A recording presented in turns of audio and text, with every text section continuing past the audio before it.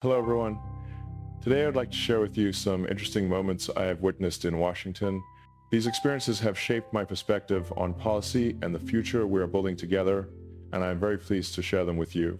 I am standing in a press room that is vibrating with bad lighting and worse energy, and I am watching Ilhan Omar trying to shout her way out of a corner she is backing herself into because after President Trump is exposing the billion-dollar Somalia welfare scandal swirling around Minnesota, she is not answering, she is attacking, and everybody in here is pretending that is normal politics. Cameras are humming, lenses are clicking, staff is pacing with their phones glued to their faces, and Omar is leaning forward over a laptop as she is replaying clips from her May Strong online meeting where she is promising that she is calling for a boycott of every corporation that is still working with the Trump administration, promising that they're paying a heavy price, saying that even if Trump and his allies are acting like we are powerless, the truth is we are far stronger than we think. And I am hearing it live as she is repeating it for reporters like it is some noble stand instead of a frantic diversion. Reporters are shouting over each other, demanding to know why she is threatening to punish companies that are cooperating with federal law enforcement on immigration enforcement and fraud. And her staff is flinching every time someone is mentioning the phrase $1 billion Somalia welfare fraud scheme because that phrase is hanging in the air like smoke. Meanwhile, across the country, President Trump is sitting in a quiet, climate-controlled room with two large screens on the wall, and he is watching the same clips in silence, arms folded, expression flat, while his aides are scrolling through briefing memos about the Minnesota operation, the Somali-linked network, the welfare money that is vanishing into shell, nonprofits, and logistics fronts. And he is not shouting, not tweeting, not pacing. He is just absorbing, analyzing, letting his opponents talk themselves into deeper trouble. Back in the press room, Omar is bristling as someone is asking about Trump calling her and her political circle garbage and criticizing parts of the Somali Muslim community in Minnesota for constantly complaining and doing nothing but cursing and stealing taxpayer money. And the room is holding its breath because everyone knows that quote is ugly, blunt, politically radioactive, and yet the images from Minnesota, the raid footage, the court filings, the financial trails are making it land differently than the activists are hoping. She is firing back by calling Trump a racist, threatening that she is making sure every corporation with contracts with ICE is facing punishment if they do not cut ties, insisting that anyone pointing at Somali-linked fraud is attacking an entire community, and her inner circle is nodding too hard, eyes flickering toward their phones as new headlines are popping up about federal agents expanding their probe. On my screen, Florida Governor Ron DeSantis is appearing in a remote studio, and he is saying into his mic that Omar is being rescued by America from a failed nation with no freedom, and now is trying to turn the United States into the same place she is fleeing, asking, how on earth is that making any sense? As the host is bringing up the billion-dollar fraud case and the Somali-run fronts that are banking off U.S. welfare programs. DeSantis is saying that past administrations, not his and not Trump's, are bringing in large numbers of people who are not wanting to assimilate, pointing to candidates in Minnesota who are openly saying they are putting Somalia first, not America, calling it a failure of the political elite and a betrayal of citizens. Social media is not being subtle. The clip of Omar threatening companies is already looping on my feed under hashtags like #boycott America first and #1 billion missing, and comments are pouring in like a digital avalanche. This is embarrassing. She is screaming while the evidence is speaking. Is this leadership? He already is winning and she doesn't even know it. Meanwhile, Trump is still saying nothing in public. He is sitting back, letting Omar call for boycotts, letting the left scream about racism, while federal investigators are slowly, methodically unsealing affidavits and raid plans in Minnesota. And from where I am standing, the contrast is brutal. One side is performing outrage in a flickering room full of microphones. The other side is quietly setting the stage for something much heavier than a hashtag war. The room goes silent for a second when a producer is whispering that federal agents in Minnesota are moving before dawn. Everyone freezes except Omar, who is leaning in and doubling down, promising that those cooperating with this authoritarian regime are paying dearly, while the first reports of a massive multi-agency operation are beginning to trickle onto our screens, and I am realizing I am watching the opening act of a collapse that is not looking cinematic to the people causing it. It is 4 a.m. in Minnesota, and I am inside a humming command vehicle parked on the edge of a warehouse belt outside Minneapolis, and every screen around me is glowing with GPS tracks, building schematics, and the harsh white outlines of thermal images, because Operation Iron Harvest is moving from planning to reality in one slow, irreversible push. 800 federal agents are staging across 19 locations. Armored convoys are idling with engines low, headlights dimmed, tires whispering over frozen pavement. Helicopters are hovering in blackout mode above the Mississippi River corridor, and tactical teams are tightening gloves, checking optics, murmuring final checks into mics, while the state is sleeping through the biggest federal operation in its history. I am feeling the vibration in the metal floor as the first convoy is rolling out, and the calm here is nothing like the chaos I am seeing on my phone from the opponent's side. Back in the press room, Omar's staff is panicking in real time. Group chats are lighting up. Somebody is shouting that conservative outlets are already framing the Minnesota raids as a Somali welfare empire takedown, and instead of answering, they are drafting more tweets about boycotts, more lines about racism, more deflections that are sounding thinner every minute. Meanwhile, across the country, Trump is still in that quiet room, watching the Situation Room feeds from Minnesota like someone is watching a chessboard that he is setting up 3 moves earlier.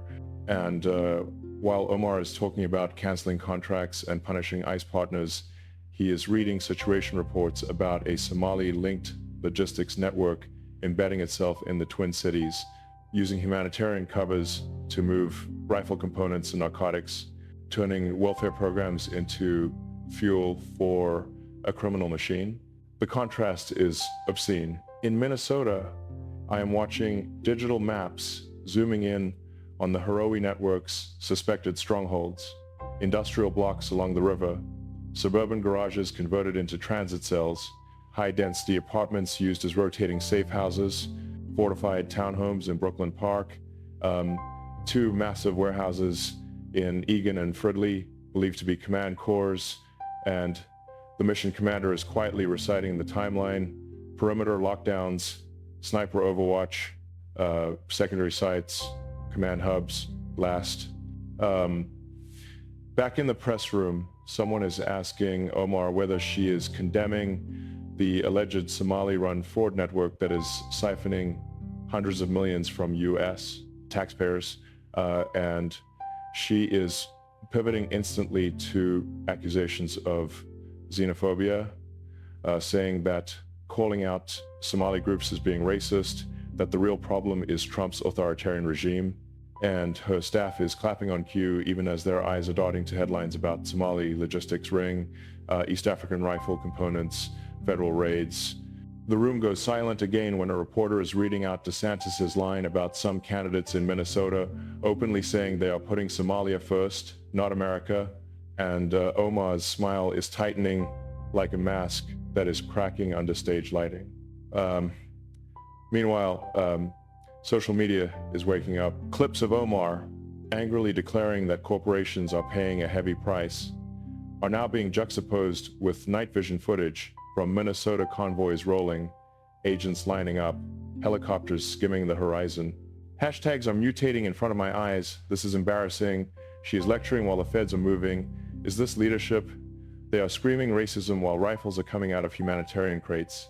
Across the country, Trump is still not jumping in front of a microphone. He is watching intelligence officers explain how a Somali paramilitary-style criminal organization called the Harawi Network is using Minnesota's rail lines, trucking hubs, and warehouse belts as a blind spot, how they are embedding couriers as drivers, mechanics, warehouse workers, dispatchers, how they are masking rifle parts as relief cargo, how a single odd container arriving after midnight is triggering months of multi-agency investigation. In my vehicle, agents are listening to final instructions. With that focused stillness, you only are seeing when people are stepping into real danger. Back in the press room, staffers are desperately reshuffling schedules, canceling interviews, asking if Omar can pivot to healthcare, anything but the billion-dollar numbers now attached to Somalia-linked fraud. The reporters are not letting go. The questions are circling back to Minnesota, to the welfare funds, to the criminal logistics map. The room is no longer buying the talking points, and Omar is noticing it. Meanwhile, Minnesota is holding its breath as the radio crackles with a final command and the convoys surge into the dark. And I am realizing that while Omar is shouting about boycotts on one side of the country, the real story is unfolding here in the cold, where no one is chanting slogans and every mistake is carrying a body count. 6 minutes into Operation Iron Harvest, I am standing inside the Minneapolis Command Center where fluorescent lights are humming overhead and huge digital maps are painting the walls in blues and reds. And I am listening as analysts are walking us through how this thing is growing from a single odd container into a full picture of an imported command structure, because nothing about Harawi is behaving like a random street gang, and everybody in this room is knowing it. They are replaying the origin, a confidential informant at a street. Whole Riverside warehouse is noticing a container labeled humanitarian supplies arriving after midnight with no documented routing. The seal is breaking, and instead of food or medical stock, rifle components wrapped in oilcloth are spilling out upper receivers, long-barreled parts, combat-grade hardware tied to East African conflict zones, the kind of pieces almost never appearing inside the US, outside controlled channels. From there, everything is escalating. ICE is escalating the file in hours. Homeland Security Investigations is pulling in the FBI's Joint Terrorism Task Force. ATF is tracing metal and machining marks. DA is flagging chemical signatures of meth that is showing identical purity across multiple counties. And as they are connecting the dots, the shape of the Harawi logistics network is becoming clearer. A disciplined, three-tiered system embedding itself into Minnesota's labor grid. I am hearing the coded language they are intercepting on wires, long bones, night cargo, cold engines, terms that are sounding mundane until cyber teams are decoding them as references to rifles, narcotics, insulated transports designed to defeat thermal imaging. Meanwhile, back in the political world, Omar is still acting like this is all just rhetoric. She is going on friendly streams, calling any mention of Somali-run fraud racist, insisting that Trump is targeting her community, and threatening economic warfare against companies that are cooperating with ICE. She is projecting confidence on camera, but offstage, her staff is whispering about Minnesota, about shipping anomalies, about a phrase that is haunting every briefing. Somali-linked paramilitary criminal organization. The confidence phase is already sliding into confusion. Meanwhile, across the country, Trump is sitting in a smaller, darker room with a handful of advisors, watching the same investigative slides that I am seeing in the command center. He is listening as analysts are explaining how Harawi couriers are using refrigerated freight trucks to mask heat signatures, how transit departments are rotating weekly through high-density neighborhoods, how encrypted messages are routing through overseas servers, how violence around certain trucking hubs is aligning with Harawi movement patterns without ever making the news. He is not interrupting. He is nodding slowly, asking short, focused questions, the kind that are cutting through bureaucratic fog. Who is funding this? Who is covering for this? who in politics is running cover every time agencies are getting close. The room goes silent whenever Minnesota and Somali political circles are landing in the same sentence. Back in the press room, Omar's talking points are starting to sound like they are written for a different story. Reporters are asking whether she is condemning welfare fraud that is feeding criminal logistics, and she is snapping back about white supremacy, accusing critics of being anti-Muslim or xenophobic, insisting that her boycott threats are righteous pressure against authoritarianism. Social media is not buying it. Viral clips are stitching her speeches side by side with graphics of seized rifles and frozen welfare accounts, and the comments are relentless. She is yelling racist while the evidence is screaming criminal network. He already is winning and she doesn't even know it. This is embarrassing. Meanwhile, in the command center, they are showing us the fracture point that is forcing their hand. A mundane traffic stop on Interstate 35, where a trooper is pulling over a commercial van for erratic tire wear, only to discover a concealed floor cavity loaded with 39 disassembled rifles in petroleum-soaked cloth, some components matching East African militia stockpiles. That is the moment everyone here is realizing Heroe is not just exploiting Minnesota, it is embedding into its logistical bloodstream. Prosecutors are convening, evidence is being stacked, and the conclusion is brutal in its simplicity. A coordinated strike is the only way to stop this from growing across Wisconsin, Illinois, Michigan, the entire Midwest. Planning is starting, timelines are being set, 19 sites, 800 agents, 4 synchronized breach waves, all designed to crush the network in under an hour. Meanwhile, Omar is still on camera, still accusing, still insisting that the real threat is Trump's rhetoric, not the billion-dollar allegations swirling around welfare programs and Somali-linked fronts. The confidence is thinning though. Every new raid headline is carving another crack. Panic is creeping in around the edges. Across the country, Trump is still staying quiet publicly, letting opponents burn their credibility, while law enforcement is building a case that is about logistics and law, not hashtags and slogans. And from where I am standing, watching these screens, it is obvious who is treating this like a serious crisis and who is treating it like a chance to trend.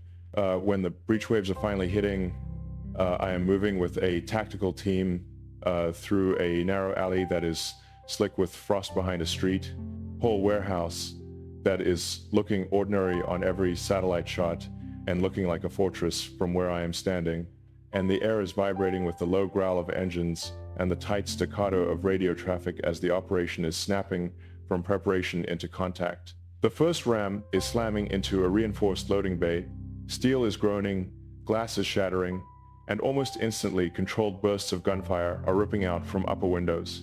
Precise, disciplined, confirming what every investigator is suspecting. Heroe fighters are not flailing, they are digging in like seasoned veterans. Snipers are dropping 2 shooters in clean, eerie silence. A flashbang is rolling across the concrete. And then federal teams are pouring into a maze of forklifts and crates and improvised barricades while I am pressing myself to a wall, listening to shouted commands, the metallic clatter of seized weapons hitting the floor, the dull thud of boots on pallet wood. Meanwhile, across town, another team is blowing a welded brace off the door of a converted duplex that is hiding a transit apartment. The hallway is filling with dust, and a courier is diving through a rear window only to be swallowed by the perimeter in the snow. In Brooklyn Park, automatic fire is tearing through the siding of a fortified townhome, shredding insulation into the air like a blizzard of paper, and a sniper is sending 2 rounds into an upper window to silence the source before a rear team is flooding the interior and securing the occupants. But the real storm is waiting inside the Egan warehouse, the suspected command hub, where drones are capturing frantic shadows, dragging crates, blocking car doors, and taking elevated positions on catwalks.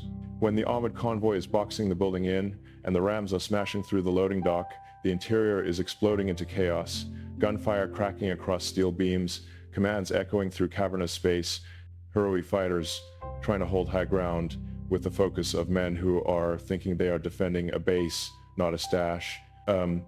A breacher is detonating a charge on an interior office wall, revealing a hidden command cell that is making my stomach drop.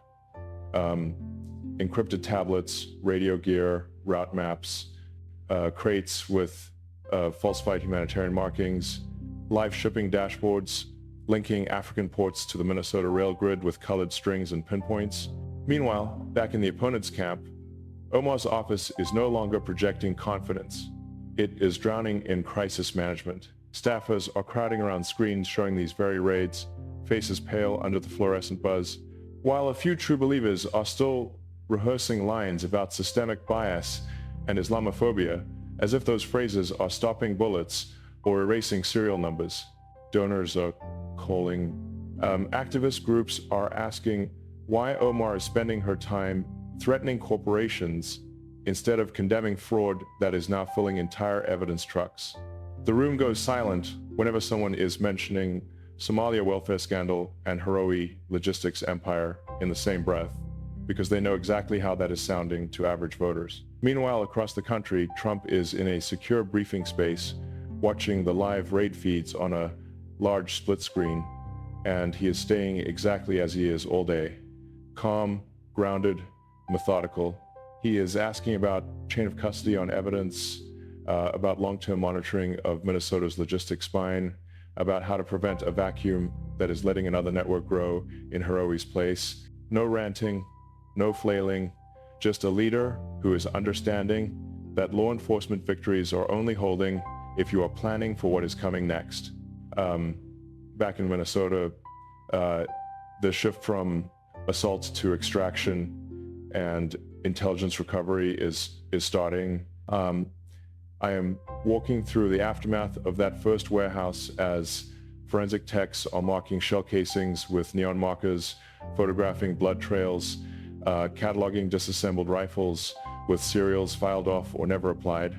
In the blown-out duplex, I am watching agents sort through binders disguised as maintenance logs, route maps drawn with colored markers to mark low visibility hours, envelopes of cash for couriers, hidden compartments full of encrypted phones. In Brooklyn Park, I am stepping into a reinforced interior room, sandbags and cinder blocks, and an improvised blast-resistant door, and I'm seeing tablets displaying a shared note folder written in Somali, a tiered hierarchy of operators, quartermasters, watchers, finance handlers, and a council tier that is making strategic decisions, a military-style chain of command transplanted into the suburbs. At the Egan Command node, the full picture is snapping into view. Container tracking from Mombasa to Montreal to Duluth to the Twin Cities warehouse grid, financial ledgers tying Minneapolis co-ops to overseas brokers, remittance chains, shell vehicle purchases, chat logs about expanding into Wisconsin, Illinois, Michigan under the phrase Northern Corridor opening soon. Meanwhile, in Washington and on cable sets, leaders are lining up at podiums to claim credit. State and federal brass are standing shoulder to shoulder in downtown Minneapolis, telling the public that cooperation is dismantling a serious threat, showing charts of seized weapons, narcotics, cash, routes, nodes. They are not saying much about how this is able to grow in the first place, or who is screaming racism every time someone is trying to ask hard questions about Somali-linked fraud and logistics. Social media is doing that job instead. Viral supercuts are showing Omar threatening boycotts and calling the administration authoritarian, followed by shots of crates labeled relief that are bursting with rifles, and the comments are savage. She is defending the fog that these guys are hiding in. Is this leadership? He already is ahead. She is just now realizing the game is not Twitter. And as agents are loading evidence into trucks and analysts are warning that vacuums are attracting new predators, I am standing there knowing that the political fallout is only beginning, and one side is already shifting from confusion to panic to the early stages of collapse. By the time I am stepping into the small studio where President Trump is finally getting ready to break his silence, the storm outside is already raging in headlines and memes and panicked internal emails, and the contrast between this room and the chaos I am coming from is so sharp it is almost funny. 2 American flags are standing behind him. The lighting is warm but tense. casting a soft glow on the backdrop and a harder edge on his features, and the space is quiet except for the low murmur of staffers and the faint hum of cameras as crews are adjusting focus. I am standing off to the side, close enough to see the script on the teleprompter and the unscripted calculation in his eyes. While down the hall, his team is hunched over tablets, watching clips of Ilhan Omar's boycott threats, the Minnesota press conferences, and the endless parade of talking heads still insisting that calling out Somali-linked fraud is racist, even as Harowi's command maps are plastering screens. Some aides are biting their lips to keep from smiling at the latest viral comment trends. He already is winning and doesn't even need to tweet. This is embarrassing. Is this leadership? The room goes silent as the red light on the main camera is blinking on. Trump is taking a slow breath, shoulders settling, and when he is starting to speak, the tone is nothing like the caricature his opponents are rehearsing in their heads. It is slower, heavier, carrying that specific mix of anger and restraint that you are only hearing from someone who is feeling vindicated and still acting like an adult in the room. He is saying that what is happening in Minnesota is not just another news cycle, that a foreign-linked criminal architecture is embedding itself into American logistics systems, while too many politicians are accusing anyone who is noticing of being racist or xenophobic, that leaders have a duty to protect taxpayer money, the rule of law, and the communities that are stuck living next to hidden command centers and transit apartments. He is talking about responsibility, about dignity, about how the American people are trusting their leaders to put the country first, not to run interference for whoever is yelling the loudest about identity when investigators are seizing rifles and meth wrapped in humanitarian labels. He is saying that America is rescuing people from failed states, and in return, some of those people are trying to replicate the failure here, and that this is not compassion, it is betrayal, and that any politician who is threatening corporations for cooperating with law enforcement is standing on the wrong side of the line between public service and self-preservation. Then he is pivoting, the edge in his voice sharpening, and the clapback that his staff has been waiting for is finally landing. He is quoting Omar's own words that promise that those cooperating with this authoritarian regime are paying a heavy price, and he is turning it back on her with surgical precision, saying that the only people who are paying a heavy price right now are the criminals and their enablers being exposed in Minnesota, and that authoritarianism is not agents enforcing the law, it is politicians trying to intimidate businesses into ignoring it. He is saying, almost casually, that when someone is screaming that we are powerless while they are sitting in Congress trying to bully corporations and protect a system that is letting $1 billion in welfare be abused, the only power they are really afraid of is the power of the truth finally catching up with them. Staff in the room are trying not to laugh, shoulders shaking, eyes flicking down as they are pretending to adjust notes, because everybody knows that line's going to live on replay. Social media is exploding as the clip is hitting feeds in real time. Side-by-side edits of Omar shouting and Trump calmly weaponizing her own phrasing into a knockout punch. Comments flooding in. He is staying calm while she is melting down. This is how you are doing leadership.